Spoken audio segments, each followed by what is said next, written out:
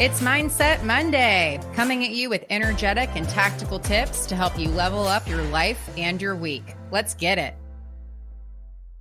Did you know we're in the midst of the Great Resignation? 4.3 million Americans left their jobs in August without seeking a new one. If you want to become a corporate dropout like me, but you need help creating an exit plan, I can help. Whether you need corporate exit coaching, business coaching, or you're seeking help to step into the best version of yourself, I'd love to connect with you. Listeners of the Corporate Dropout podcast can book a complimentary discovery call with me. Visit alessiacitro.com/dropout. That's ALESSIACITRO.com/dropout to book your free coaching call today. Hello, friends. Happy New Year. I am so excited to be kicking off 2022 with an episode that should be pretty timely. So last week we discussed goal setting frameworks and how to set goals that serve the big picture and why that you hold for your life. But because all goals boil down to action, today we're going to talk about how to create habits that stick in order to make consistent action easier. So there is this guy, BJ Fogg. He is a Stanford-based behavioral expert, and he found that people fail with habit creation because they take on too much at once. So for example, rather than starting out with a fitness habit that is just 10 minutes in a home routine initially, instead we start off big with a 2-hour gym routine. And the problem with that is that it completely upends our life. And so once that initial enthusiasm wears off, our motivation plummets and we stop going to the gym and we drop the habit altogether. And so Fogg makes the argument that the key is starting small. You want to make it so easy that you can keep doing it. This makes you feel good, and feeling good creates new wiring and neural pathways that will make the habit stick. So in his book, Tiny Habits, Fogg shares that there are 3 key variables that drive human behavior. And they are motivation, ability, and prompts. So your motivation is the desire to do something. Ability is your capacity to do it. And prompts are the stimuli that trigger the action.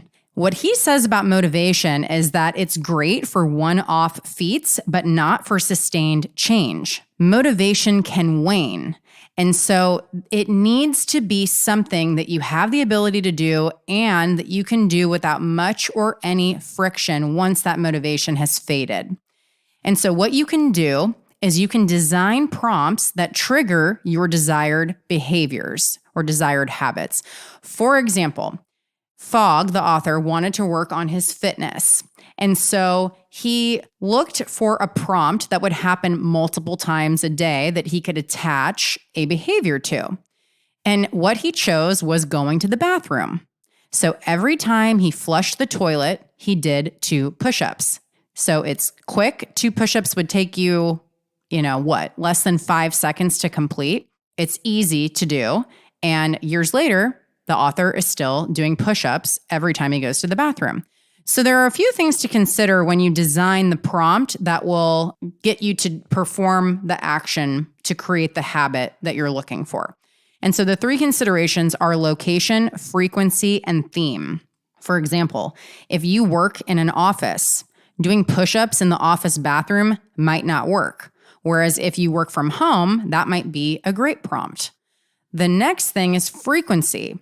So if it's something that you need to do once a day, for example, taking vitamins or medication, pair that habit with something that you do only once a day, maybe like taking a shower. And the theme is important too. So let's say that you want to create a habit of vacuuming the living room once a week. Pairing that with brushing your teeth won't work. For one thing, the frequency doesn't match because you're brushing your teeth probably at least twice a day, and you only want to vacuum the living room, once a week or whatever it is. The location of the behaviors doesn't mesh either because you're not brushing your teeth in your living room, and the theme isn't aligned. So you got to get alignment on the 3 factors in order to increase the odds of making this a habit that becomes automatic. Now, most of you have heard of or read the book Atomic Habits by James Clear, and he uses a method called habit stacking. So if you have a current habit, so for example, brushing your teeth when you wake up, you add in a new habit right after it that matches in location, frequency, and theme. And then there are other strategies that you can use too. One of them being to remove friction to create a new habit, or if you want to break a habit, by introducing friction. So I'll give you an example. We had to put a lock on our pantry door because my daughter would snack all day long if we didn't. And so the unintended consequence of the lock on the pantry door is that my husband stopped snacking too.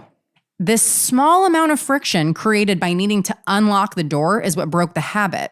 Because again, it took the automatic action out of it. Now he had to think about unlocking the door, do the action, and it was enough to say, actually, no, I don't need to snack right now. And so another a friction reduction example might be that you want to begin running every morning.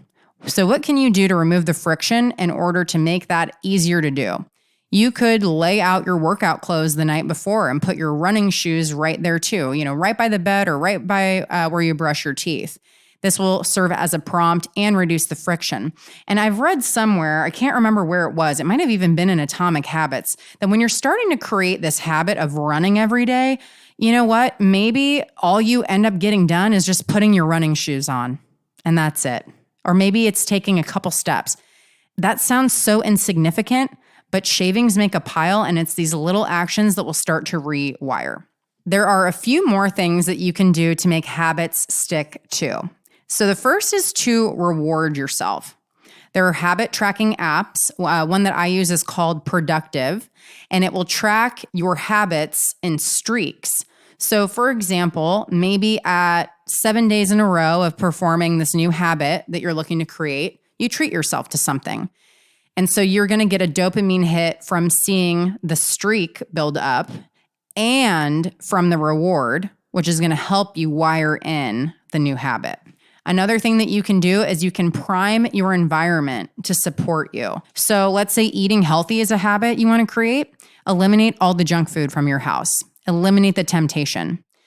And you also are going to want to start hanging out with people who also prioritize and exhibit this behavior. So if you're in groups where your desired behavior is normal, it's going to make it that much easier for you to stick with it. And the final thing with all of this is just to give yourself grace. So it's said that it takes 21 days to form a habit, although I recently learned it's actually 68. Apparently 21 is easier to sell. So don't bite off too much at once. Start really small and start with the most desired habit. Then layer in another when that habit becomes easy, and no sooner than 10 days after starting the first one. Then after that, if it's feeling easy, then you can start stacking. And here's the thing. If you have an all or nothing attitude, which I have absolutely had before and sometimes still do in certain areas of life, just acknowledge, become aware of it, and work to dump that attitude, because you don't want to let perfect be the enemy of good or better than before. So I hope that this was helpful. I wish you all the luck in achieving your New Year's resolutions. Here is to the best year of your life yet. Claim it, and I'll see you back here on Wednesday. What you track grows. Grow what matters with the 90-day cycle to new habits journal and stay focused on what will move your business forward. Pick up your copy today at 90dayhabits.co and use code CITRO, that's CITRO, for 10% off. Thank you so much for listening to the show.